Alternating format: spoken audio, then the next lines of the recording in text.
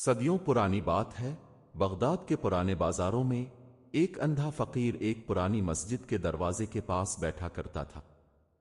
دن بھر خاموشی سے بیٹھا، اس کا ہاتھ ایک مٹی کے پیالے پر ہوتا اور زبان پر صرف اللہ کے نام پر۔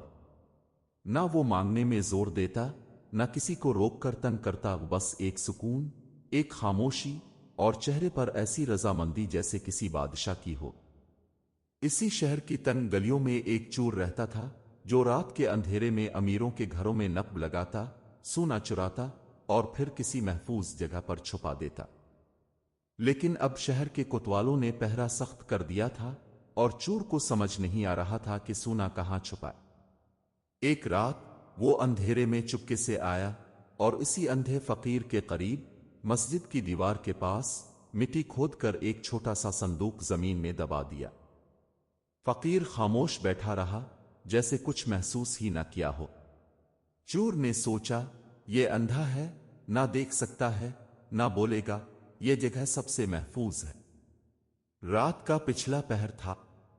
بغداد کی گلیاں سنوٹے میں ڈوبی ہوئی تھیں۔ سرخ ٹائلوں والی چھتوں پر ہوا کی سرسراہٹ اور کہیں کہیں کٹوے کے بھونکنے کی آوازوں کے سوا کوئی آواز نہ تھی۔ اسی وقت ایک دبلا پتلا آدمی، جس کا چہرہ جزوی طور پر ایک پرانا امامہ چھپائے ہوئے تھا، تیزی سے گلیوں میں قدم بڑھاتا چلا جا رہا تھا۔ اس کی آنکھوں میں خوف کم، چالاکی زیادہ تھی۔ وہ چور تھا۔ بغداد کے عمرا کی حویلیوں سے زیور، سونے کی مہریں اور چھوٹے چھوٹے نگینے چرا کر اپنی گٹھری میں باندھ کر لے جایا کرتا تھا، مگر اسے ہر وقت یہ دھڑکا لگا رہتا تھا کہ کہیں لوگ اس کے پیچھے نہ لگ جائیں۔ اس لیے اس نے اپنی گٹھری چھپانے کے لیے شہر کے ایک ایسے مقام کا انتخاب کیا تھا جہاں کوئی قدم بھی کم ہی جاتا تھا۔ مسجد کے باہر بیٹھا وہی اندھا فقیر۔ چور مسجد کے قریب پہنچا۔ اس نے آہستہ سے گٹھری کو فقیر کے قریب مٹی میں دبا دیا اور جھک کر فقیر کے کان کے قریب سرگوشی میں کہا، بابا، اگر کوئی پوچھے تو کہنا کچھ دیکھا نہیں۔ اندھے فقیر نے سر الفاٹ الف جیسے ہوا کی تبدیلی کو محسوس کر رہا ہو۔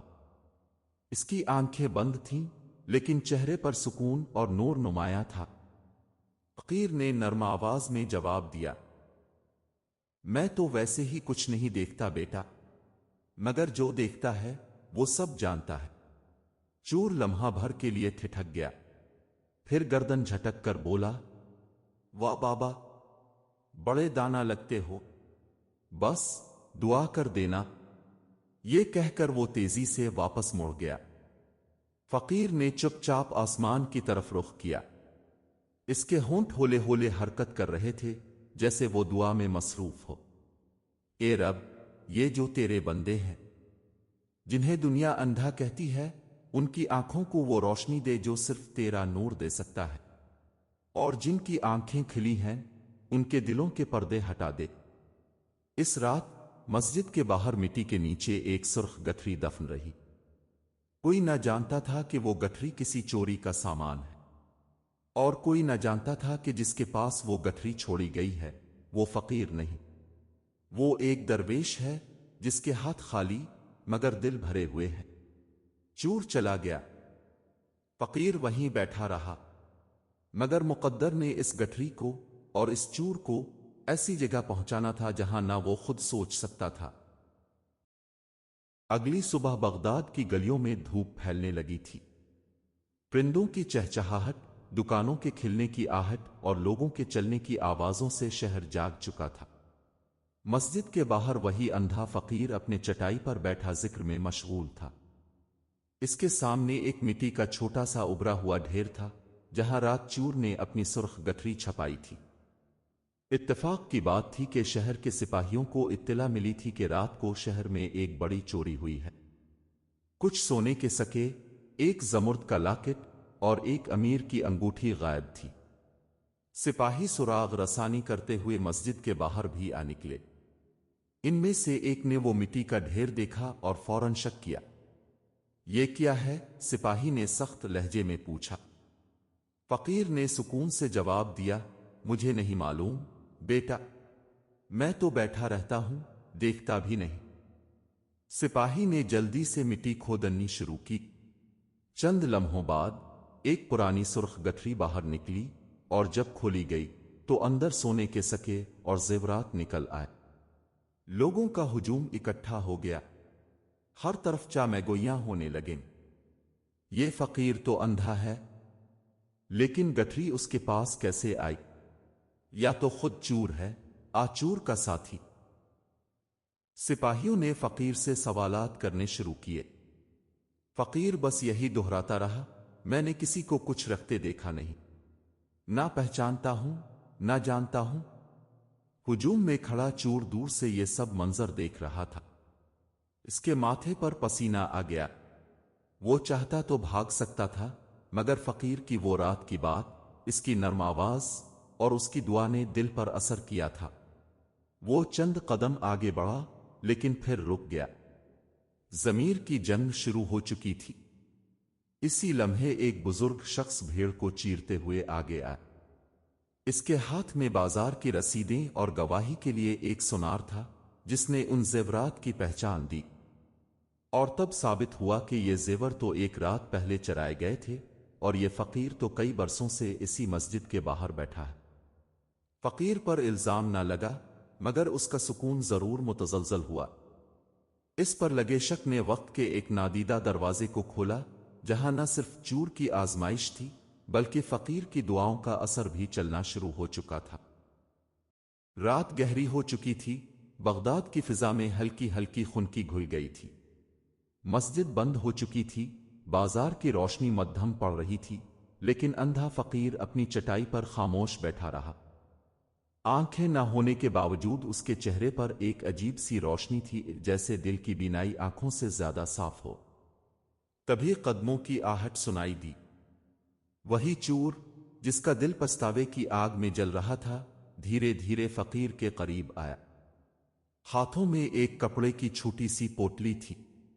करीब पहुंचकर वो रुक गया और थोड़ी देर तक खामोशी से खड़ा रहा। बाबा, उसने हिचकिचाते हुए कहा। फकीर ने चेहरा इस समत कर दिया और नरमी से बोला, आ गया। मैं जानता था तो पलटेगा। चूर कांप गया, आपको कैसे पता चला कि मैं वही हूं? फकीर ने मुस्कुरा कर कहा, जो दिल से आता है वो दिल से पहचाना जाता है, और जो अल्लाह की तरफ लूटे वो कभी देर नहीं करता। चूर की आंखों से आंसू बह निकले। मैंने आप पर जुल्म किया, आपके करीब चोरी का माल छुपाया, और आपकी वजह से आपको लोगों के शक का सामना करना पड़ा। फकीर खामोश रहा। उसने आहिस्ता से हाथ बढ़ाया और चूर का हाथ थाम लिया। बेटा, मैं अंधा हूं, मगर अंधेरे में किसी का तौबा करता दिल पहचान सकता हूं। चूर रोने लगा और अपनी पोटली फकीर के कदमों में रख दी। ये सोना वापस है, और ये कुछ और पैसे हैं जो मैंने पहले कमाए थे। हलाल कमाई नहीं, बस आज से नई जिंदगी शुरू करनी है। फकीर ने कहा, पैसों से ज्यादा जरूरी है सच का बोझ आतारना, और ताव आतार चुका है। जा और एक नई रोशनी की तरफ बढ़ जा। इसी लम्हे एक राहगीर, जो शहर के काजी के दफ्तरी मुलाजमीन में से था, करीब से गुजरा और दोनों को देखकर राग गया। अगले दिन सुबह के वक्त वही चूर काजी के सामने अपने जुर्म का एतराफ लेकर खुद हाजिर हुआ, और चौंका देने वाली बात यह थी कि काजी ने न सिर्फ इसे मुआफ कर दिया, बल्कि शहर के दरवेशों में इसका नाम नेक तौबा करने वालों में दर्ज करवाया। कहा जाता है कि जिस दिन फकीर पर इल्जाम लगा, वही दिन चूर की हिदायत का आगाज था। चूर अब वो चूर नहीं रहा था। बगदाद की गलियों में जिस शख्स के चेहरे पर कभी चालाकी की लकीरें थीं, अब वहां नरमी और आजिजी झलकती थी। वो अब बाजार के कोने में एक छोटा सा दियानतदार मजदूर बन चुका था। पुराना लिबास, सादा सी छतरी और हाथ में तस्बीह। लोग इसे पहचानते नहीं थे, लेकिन वो खुद को अच्छी तरह पहचान चुका था। दूसरी तरफ वही अंधा फकीर, जो कभी चटाई पर बैठा लोगों की नजर में बेबस था, अब बगदाद के चंद दीनदार ताजिरों और सूफी मंश लोगों की निगाह में काबिले एहतराम हो चुका था। چور کے اعتراف اور قاضی کے حکم کے بعد یہ بات عام ہو گئی تھی کہ وہ فقیر نہ صرف معصوم تھا بلکہ اس کے صبر اور خاموشی نے ایک بگڑی ہوئی جان کو سنوار دیا۔ ایک روز شہر کے ایک بڑے تاجر نے فقیر کے قریب آ کر کہا، بابا، میں نے سنا ہے اب کی وجہ سے ایک چور توبہ کر کے نیک انسان بن گیا۔ اب جیسی نظر والے لوگ تو کم ہوتے ہیں۔ فقیر نے ہنس کر کہا، نظر نہیں، نیت درکار ہوتی ہے۔ اسی دن تاجر نے فقیر کو اپنے گھر مدعو کیا اور اسے پیشکش کی کہ وہ اس کے دروازے پر روز بیٹھا کرے تاکہ لوگوں کو یہ سبق ملے کہ نیکی، صبر اور خاموشی بھی کسی کو عزت عطا کر سکتی۔ فقیر نے انکار نہ کیا، لیکن فرمایا، میں کسی در پر نہیں بیٹھتا، بس اللہ کے در پر ہوں۔ اگر وہاں سے بلایا تو آ جاؤں گا۔ اور پھر وہی ہوا۔ کچھ ہی روز بعد خلفان وقت کے محل سے فقیر کے لیے بلوا آیا۔ بات پھیل چکی تھی اندھے فقیر کی جو دعا سے لوگوں کے دل بدل دیتا ہے۔ خلیفہ نے اسے سنا، اس کی باتوں کو دل سے سراہا اور اسے شہر کی خانقاہ میں مستقل مقام دے دیا جہاں وہ درویشوں اور گمراہوں کے لیے ہدایت کا چراغ بن گیا۔ لیکن اس سب کے پیچھے جو چراغ روشن ہوا وہ چور کی توبہ تھی، اور اس چراغ کو روشن کرنے والا تھا ایک اندھا فقیر جو حقیقت میں سب کچھ دیکھتا تھا۔ کئی مہینے گزر چکے تھے۔ بغداد کی فضا میں سردی کی خنکی اور صوفیوں کی دعاؤں کی نرمی شامل ہو چکی تھی۔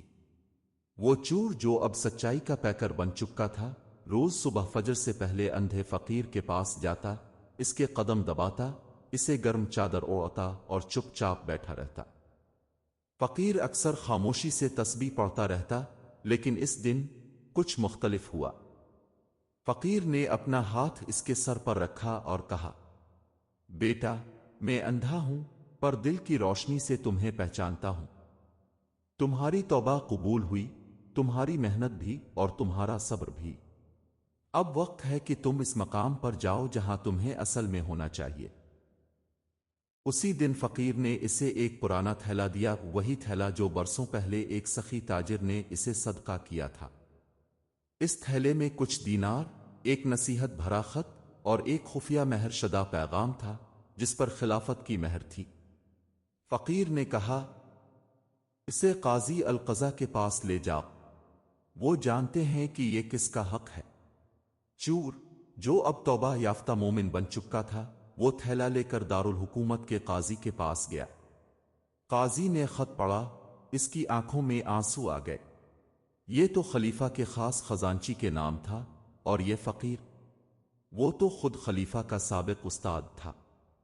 قاضی نے اسے دربار میں لے جا کر خلیفہ کے سامنے پیش کیا۔ خلیفہ نے ساری روداد سنی اور اس وقت کھڑے ہو کر کہا، جس نے اللہ کے فقیر کی دل سے خدمت کی وہ ہمارا خادم نہیں، وہ ہمارا ساتھی ہے۔ چور کو خلیفہ نے بغداد کے شاہی بازار میں ایک دکان دی تاکہ وہ محنت سے رزق کمائے اور دوسروں کی مدد کرے۔